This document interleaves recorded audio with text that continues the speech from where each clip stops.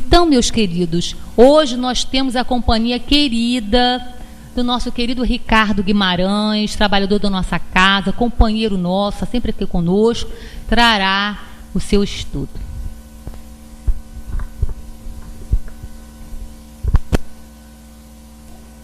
Alô, alô, alô. Boa tarde a todos. Acho que realmente a maioria me conhece. E é muito prazeroso para mim estar aqui. Eu tenho realmente uma gratidão por esse trabalho de sexta-feira, que ele começa nos estudos, a gente participa de salas de estudos, com professores, com pessoas maravilhosas que nos ajudam, e a gente vai crescendo na casa, depois a gente vai dirigindo palestras e recebemos o convite de desenvolver um tema.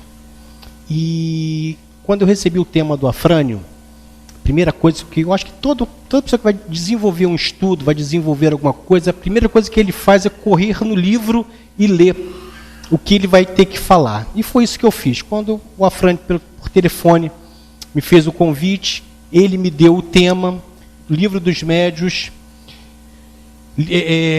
Papel dos Médios nas Comunicações, Livro dos Médios, de 19 a 21. Quando eu comecei a ler, me veio de imediato a figura de Aristides à minha mente. Quem está ligado mais à casa, principalmente a história de Eurípides, com certeza já sabe quem é Aristides. Quem ainda está chegando, já é espírita, mas não conhece bem a história de Eurípides, vai ao decorrer do nossa tarde saber quem foi Aristides. E essa questão 19 a 21 é um tipo de... Kardec fez como fez no Livro dos Espíritos. Ele fez algumas perguntas aos espíritos superiores e os espíritos superiores o responderam. Então são perguntas e respostas que tem, são só 3 perguntas e respostas. E eu comecei indo no básico, né? Conceito de mediunidade. Conceito é simples, a maioria com certeza sabemos. Faculdade que possibilita a uma pessoa servir de ligação entre os espíritos desenvolvidos e os homens. Está no Livro dos Médios, item 159. Muito simples, não tem por que me estender aqui, é só para não passar em branco. Intercâmbio, como funciona o intercâmbio? Também tranquilo. O perispírito do médium, ele se expande. O perispírito do espírito, o espírito desencarnado também tem um perispírito, ele também se expande. Existe uma comunicação fluídica entre os dois perispíritos. É fundamental que eles estejam na mesma sintonia, na mesma vibração. Conforme essa sintonia, essa vibração é feita a comunicação. Então, a comunicação é muito simples. Eu, espírito desencarnado, vou passar a Mayra. A comunicação, eu fico perto da Mayra, eu expando o meu perispírito, espírito desencarnado, ela está preparada a receber a comunicação, ela expande o perispírito dela, existe uma confluência aqui, uma interseção entre um perispírito e outro, estamos na mesma vibração, a comunicação é feita. Condições básicas. Alô? Está indo? Tá. Condições básicas também básicas, né? Você vai participar de uma mesa mediúnica, você não deve fumar, não deve beber, não deve ingerir comidas pesadas, ter uma vida sexual regrada, ter bons pensamentos e, o mais importante, instruir-se. É aí que nós vamos começar a desenvolver o tema, no instruir-se. Tá lá. Nós somos espírito, perispírito e corpo físico. Vamos raciocinar sobre esses 3 elementos únicos. Essa não é a nossa primeira encarnação. Nós já encarnamos em diversos mundos, em diversos planetas. com certeza 99% em mundos mais subdesenvolvidos, em mundos de regeneração, em mundos abaixo de provas e regeneração, em mundos primitivos. Então evoluímos em mundos primitivos. Lá no mundo primitivo, nós tínhamos um perispírito. Esse perispírito, lá no mundo primitivo que nós tínhamos, ele era moldado com o fluido cósmico universal daquele mundo. Um mundo mais denso, mais pesado. Então, a espiritualidade forjava, moldava o nosso perispírito baseado no fluido cósmico universal daquele globo. Encarnamos na Terra. Aqui na Terra nós também temos o fluido cósmico universal. Um fluido cósmico ligeiramente mais sutil, por causa dessa vibração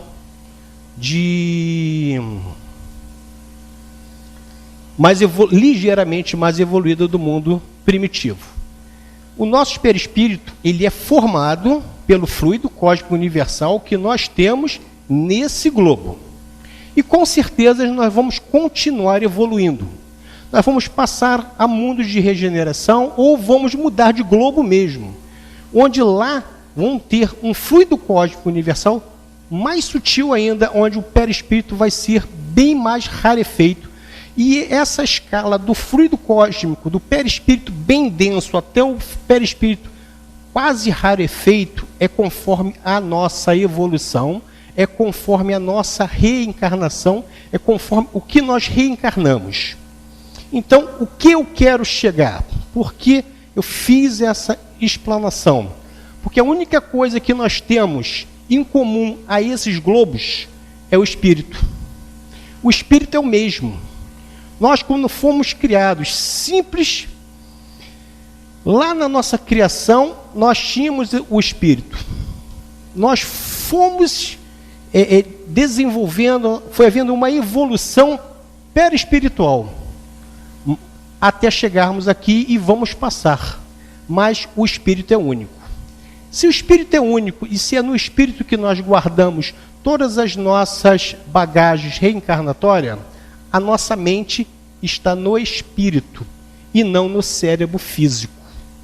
Então, o cérebro físico que nós temos hoje é simplesmente um órgão que nos possibilita esta vida neste mundo.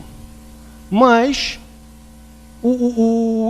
a mente que está no espírito, ele vem de diversas encarnações. Então, toda a nossa bagagem está na nossa mente. Como nós acessamos essa bagagem? Como nós sabemos, por exemplo, eu sou uma pessoa que eu gosto de música. Quem me conhece mais íntimo sabe que eu adoro música, adoro a boa música.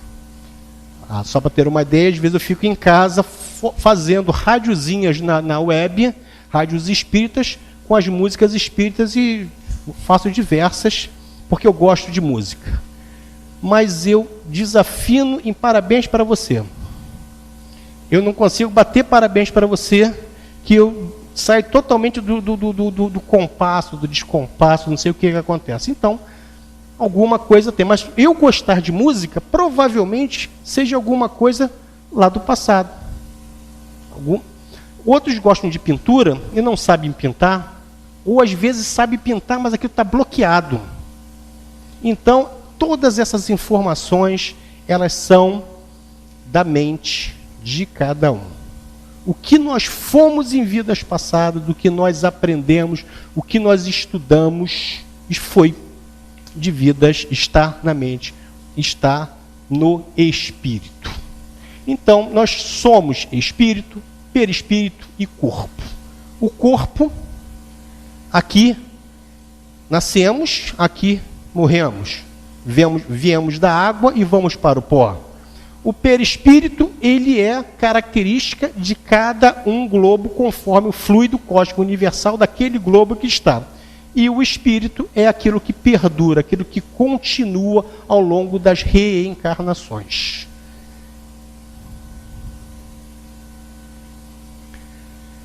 Aí começa a primeira pergunta.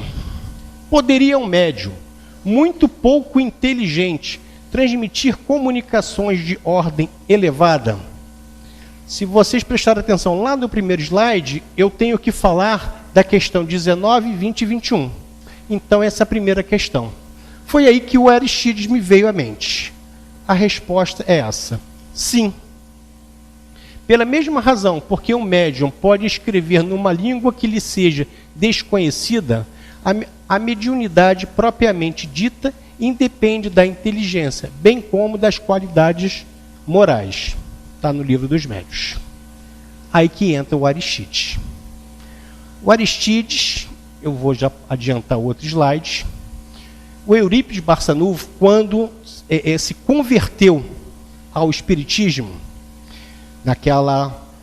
no livro de Leon Denis, ele com o senhor Mariano, e teve um diálogo, né? O senhor Mariano não conseguiu debater com ele. Eurípides era um homem culto, estava na igreja, lia a Bíblia, ajudava na igreja católica, e o senhor Mariano não conseguiu convencê-lo. Deu um livro de Leon Denis, Eurípides passou a noite toda lendo aquele livro, ou estudou, e no outro dia ele se converteu. Sou espírita. Vou continuar os meus estudos, vou continuar frequentando a doutrina espírita para ver até onde vai. Quando ele vai numa casa espírita, Amor e Fé, ele vai nessa casa espírita Amor e Fé, que ela é na Fazenda Santa Maria, lá no Triângulo Mineiro. Ele vai para uma palestra lá. Então ele chega nessa palestra, aí ele pede. Depois da prece preferida pelo senhor Mariano, que era o tio de Eurípides, é aberto os trabalhos mediúnicos. E Eurípides pede mentalmente uma comprovação que João Evangelista, ele vai fundo, que João Evangelista venha através de Aristídeis explicar as bem-aventuranças através de 3 leis da doutrina: lei de amor, lei da reencarnação e lei da justiça. Quem era Aristídeis? Aristídeis era um lavrador, era um homem da terra, era um homem que mal sabia falar, era um homem que conhecia muito pouco a língua portuguesa, era realmente um homem do campo. E o Aristídeis dá uma explicação sobre as bem-aventuranças, ele bota lá, uma explicação irrefutável. A explicação que não se pode contestar, incontestável. Então, Aristídeis é aquele homem simples, aquele homem sem nenhuma cultura. Ele era o médium, ele serve de interlocutor de João Evangelista, e com certeza quem faz todo o trabalho é João Evangelista. João Evangelista explica e Eurípides sai convencido da espiritualidade. É super interessante. Quem frequenta o Eurípides com certeza conhece essa história, é muito legal. E aí o Centro Espírita Amor e Fé, foi nesse centro que aconteceu este fenômeno mediúnico, e eu estive lá, inclusive, a penúltima vez que eu fui com a Angelina. Os bancos ainda são assim, nós damos graças a Deus nesses bancos que estão aí, ó, a Frane botou as costas, o banco lá ainda é assim, para a pessoa sofrer mesmo, e me parece que aquelas cadeiras que tem lá na frente é só para visita. Quando chega uma visita que vai, esse centro é muito gostoso, essas portinhas azuis aqui, essa primeira aqui é uma farmácia que tem ali dentro, você chega com algum problema, você sai com um remédio homeopata. Então foi aí que deu esse fenômeno mediúnico que aconteceu do Aristídeis.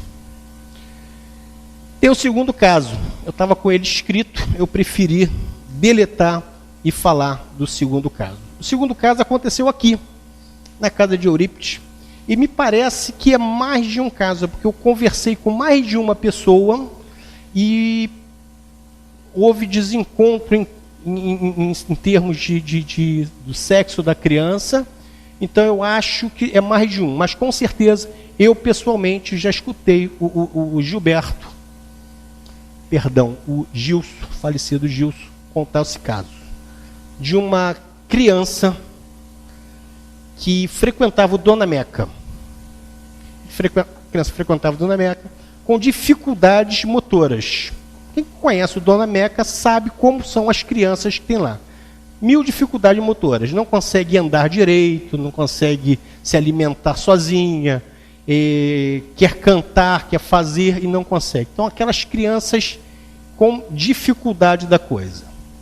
E numa reunião mediúnica aqui nesta casa, uma dessas crianças vem à mesa, no final das reuniões de terça-feira, que é uma reunião de tratamento, tem sempre um espírito dando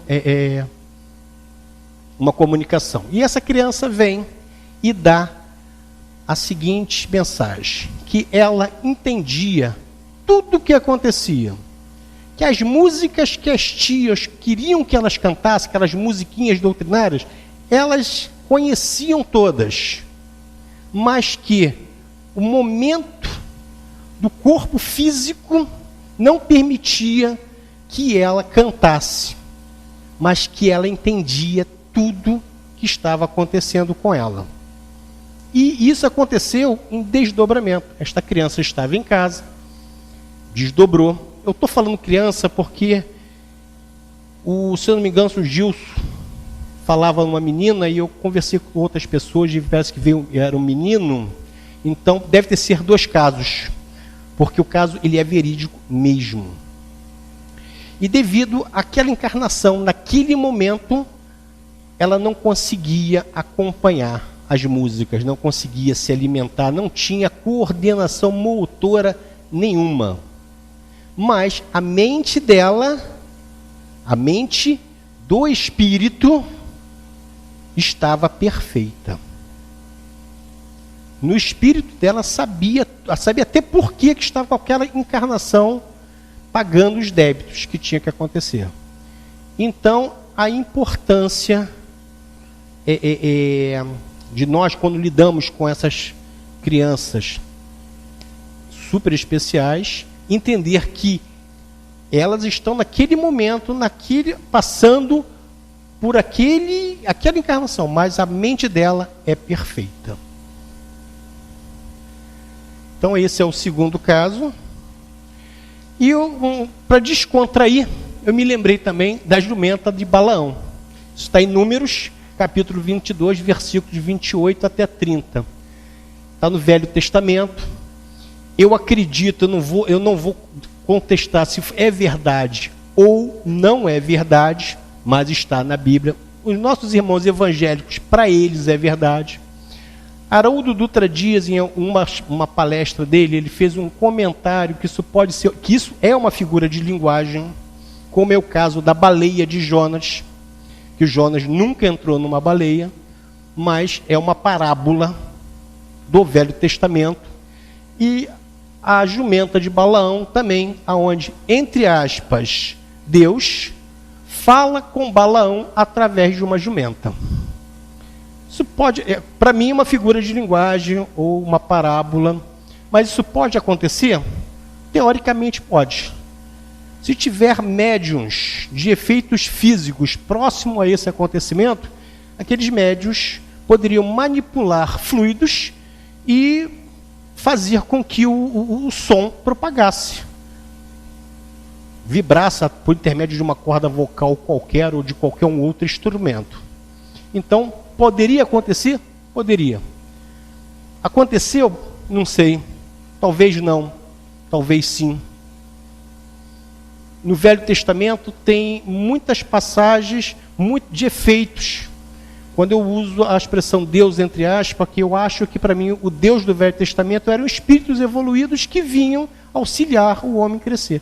Então essa passagem é só para descontrair, para deixar o tema um pouquinho mais tranquilo. Mas, vamos lá. Nessas 3 perguntas tem uma nota. Essa nota é de Kardec. Kardec faz a seguinte nota: em falta de instrumento melhor, pode o espírito servir-se daquele que tem à mão. Porém, é natural que para as comunicações de certa ordem, prefira o médium que lhe ofereça menos obstáculos materiais. Quais são esses menos obstáculos materiais? Principalmente aquilo que eu falei, instruir-se. O médium precisa conhecer a doutrina espírita, estudar o Pentateuco.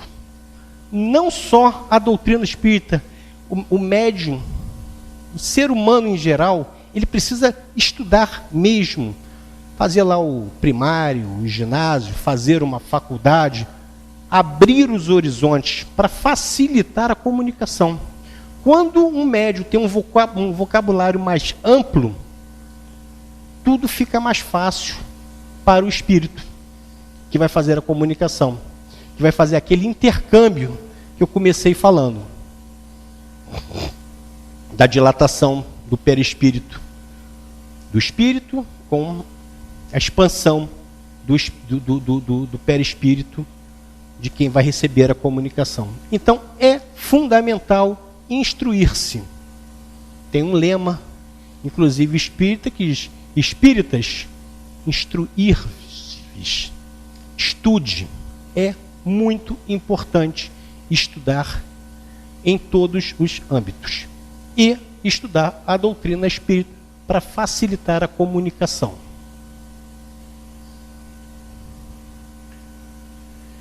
Concluindo, ainda a nota, acresce outra consideração.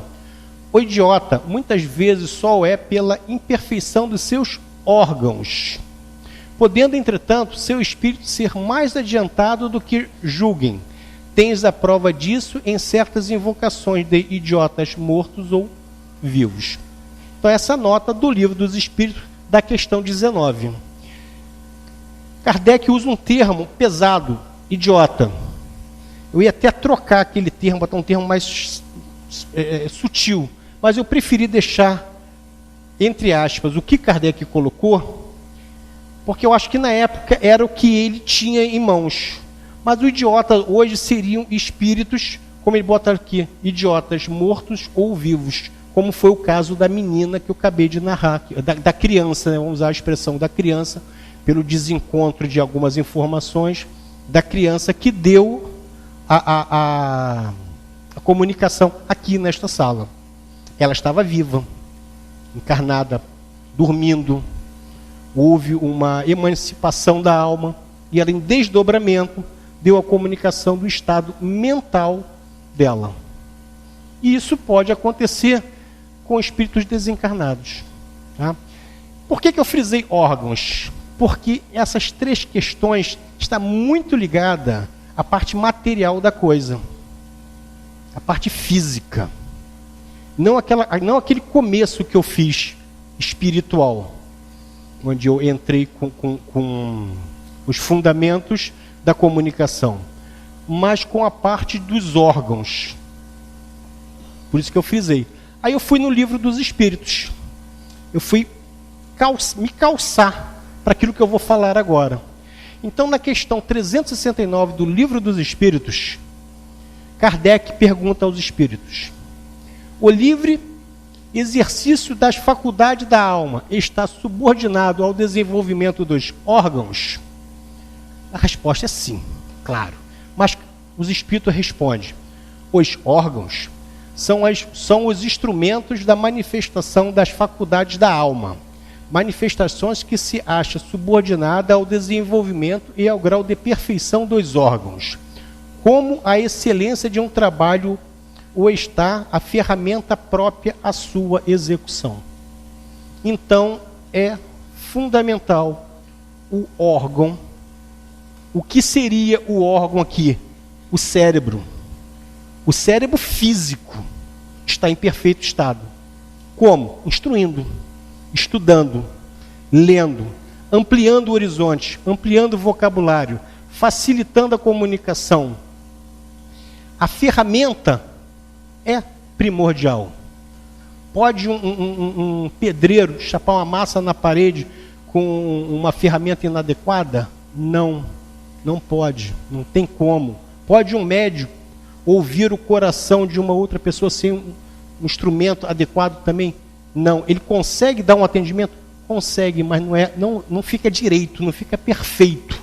Então, o órgão é fundamental. Aí Kardec, nessas 3 questões, ele dá uma nota.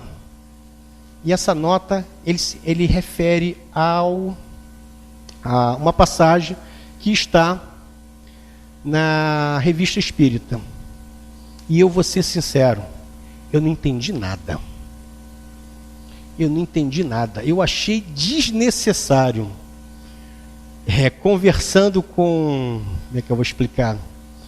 Conversando com a pessoa que me auxiliou nessa palestra, a pessoa ainda falou para mim, tira fora, não tem porquê.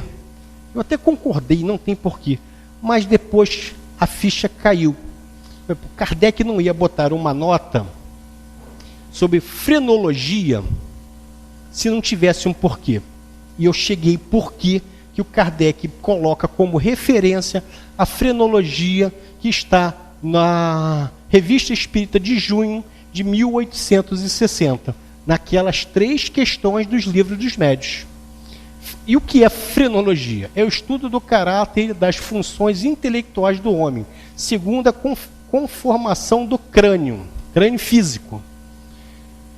E desenvolveu-se a partir dos progressos da anatomia e fisiologia, no começo do século XIX.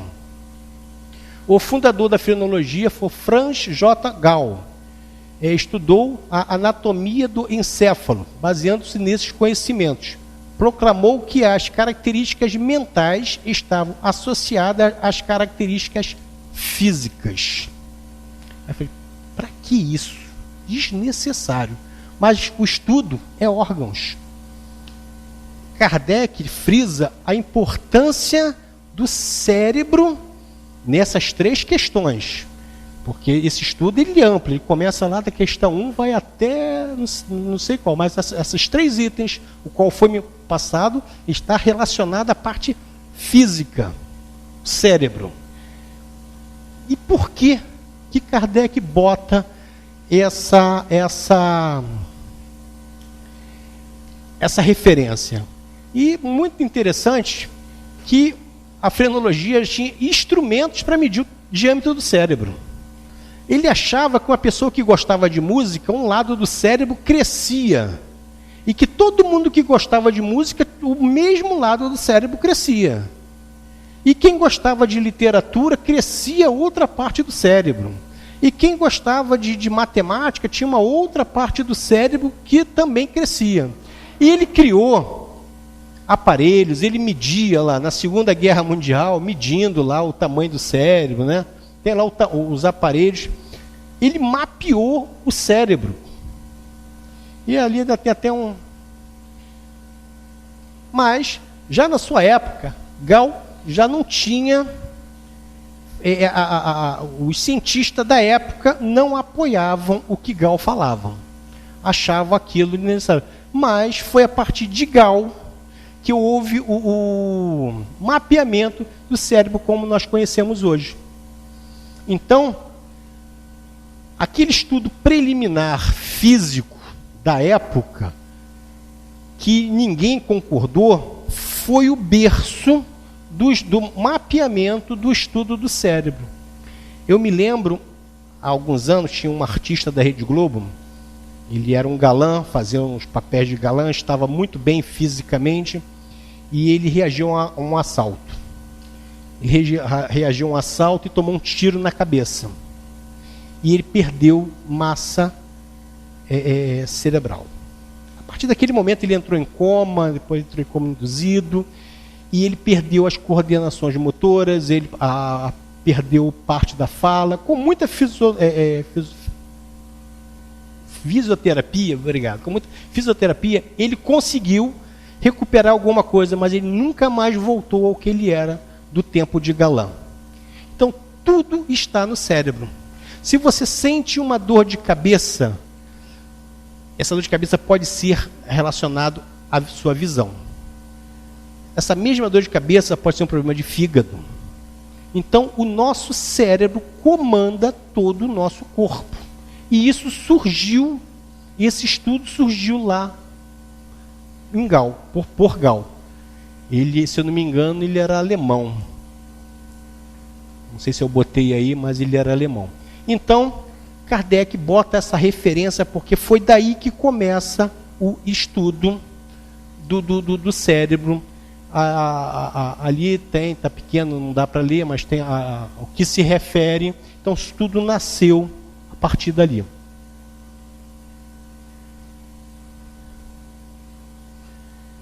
Eu fui procurar uma definição de mente. Essa daqui, eu botei só para ilustrar. Eu tenho outra depois. O que o dicionário nos diz o que é a mente? Só para ver o que o homem pensa. Parte incorpórea, inteligente ou sensível do ser humano. Espírito, pensamento e entendimento. Então, o homem já está percebendo que a mente, ela é contínua. O cérebro é físico, é momentâneo, pertence a esta encarnação. A mente não. Eu tenho uma outra definição de mente, está num site especializado. Eu não gostei da definição de mente do Aurélio. Eu acho que o Aurélio fugiu um pouco aquilo que a gente estava estudando, mas do latim mente, inteligência, alma, armazenamento de experiências vividas, memória, lembrança, disposição de espírito. Então, a mente é aquilo que está ao decorrer de toda a nossa existência. Em todas as nossas encarnações, é a mente que traz o HDzinho lá, as informações estão na mente.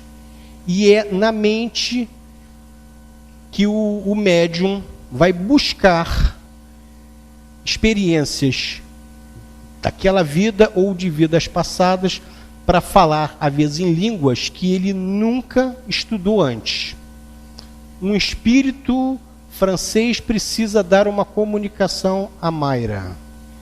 Eles têm a mesma sintonia, estão na mesma frequência, ela dilata o perispírito dele, ele dilata o perispírito dele, ela dilata o perispírito dela, vai haver comunicação, só que ele fala francês. E a Mária, nessa encarnação, não conhece francês. Mas em encarnações passadas, a Mayra falava francês. Então, vai acessar lá na mente da Mayra a língua francesa e a comunicação vai vir. Ela vai escrever em francês e vai acabar de escrever e não vai conseguir ler nada. Porque nesta encarnação ela não tem aquele conhecimento. Aí um tradutor vai pegar e vai ler e vai ver o fundamento daquilo. Então, a condição para as comunicações, ela vem do instruir-se. Constantemente, sempre instruir-se.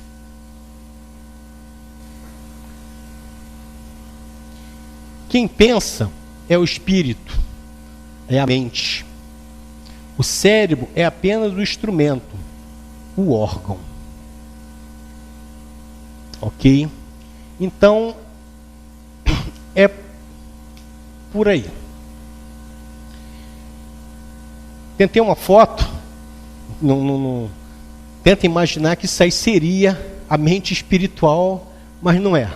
Mas uma curiosidade, o espiritismo também colabora muito para o tratamento das doenças, conforme elucida Emmanuel no livro Leis do Amor, psicografada por Chico Xavier e Valdo.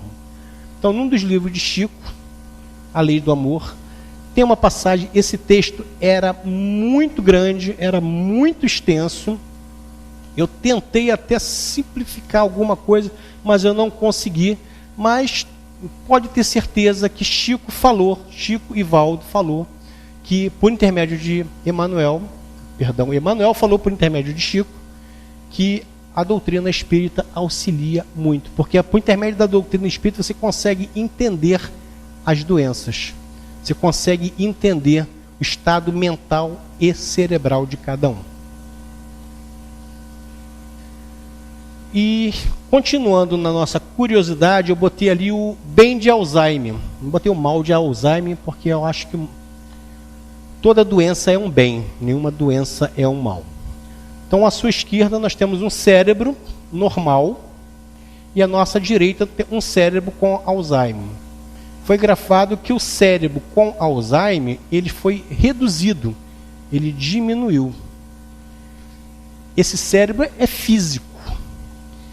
É por intermédio deste cérebro físico que você vai acessar a mente, o cérebro espiritual.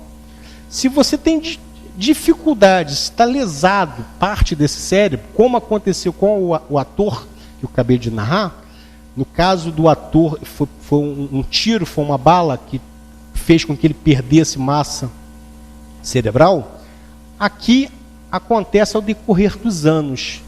A pessoa vai envelhecendo e parte do cérebro vai ficando, com a expressão que ele usa, parte do fica visivelmente menor, sofre com as perdas da massa, morte dos neurônios. Então ele não consegue acessar informações, às vezes informações recentes, que está na mente dele. E isso, conforme essa área for aumentando, ele não vai conseguindo acessar informações sucessivas. Uma coisa interessante, quando nós falamos lá no começo da criança do Dona Meca, que ela veio aqui e se mostrou como estava. Então, uma pessoa que tem Alzheimer, ela está com a mente perfeita. O cérebro está defeituoso, mas a mente está perfeita. Comunicar-se com ela à noite, quando ela estiver dormindo, quer conversar alguma coisa à noite, sabe? Se ela tem um sono leve, não consegue ficar à beira da cama para conversar, você acha que vai acordar a pessoa? Na porta do quarto. Porque a dilatação perispiritual vai fazer a comunicação. Ela vai sair do corpo físico e ela vai escutar tudo aquilo que você tem para falar. Seja a pessoa que for, se você quiser pedir alguma desculpa, quiser pedir alguma... Isso é uma comunicação espiritual, tá? É uma comunicação de encarnado para encarnado, acontecendo com um dos encarnados com uma deficiência mental. Então, conversa com ela à porta do quarto, que ela vai entender. Ok? Deixa eu agilizar. Concluindo, pode o médium, muito pouco inteligente, transmitir comunicações de ordem elevada? De repente, ele é muito pouco inteligente nesta vida. Em vidas passadas, ele pode ter bagagens culturais bem elevadas. Então, sim, como pode escrever em línguas, como pode usar a música, da pintura, da poesia, isso está onde? Na mente dele. Muitas das vezes não está no cérebro. Pode ser... Porém, é natural que para as comunicações de certa ordem, prefira o médium que lhe ofereça menos obstáculos materiais, menos obstáculos cerebrais. Então, se tem um Aristides da vida e uma pessoa que estudou a doutrina espírita, que tem uma bagagem cultural mais elevada, e os dois estão em condições mediúnicas similares, não tenha dúvida que o espírito vai preferir aquele médium que vai oferecer menos obstáculo à comunicação. Mas se tiver necessidade, ele vai acontecer? Vai, como aconteceu com Aristides. Eurípides precisava daquele fenômeno. Eurípides conhecia Aristides. Então, havia aquela necessidade. A comunicação de João Batista veio João Evangelista veio e explicou as bem-aventuranças e fechou ali a conversão de Eurípides. Então, eu espero que eu tenha realmente conseguido passar para vocês alguma coisa. Foi isso que eu estudei, foi isso que o meu querido Afrânio me passou. 3 questõezinhas que me deram bastante coisa para refletir e estudar essa parte física da comunicação mediúnica, que esses 3 itens se referem. Ok? Fiquem com Deus.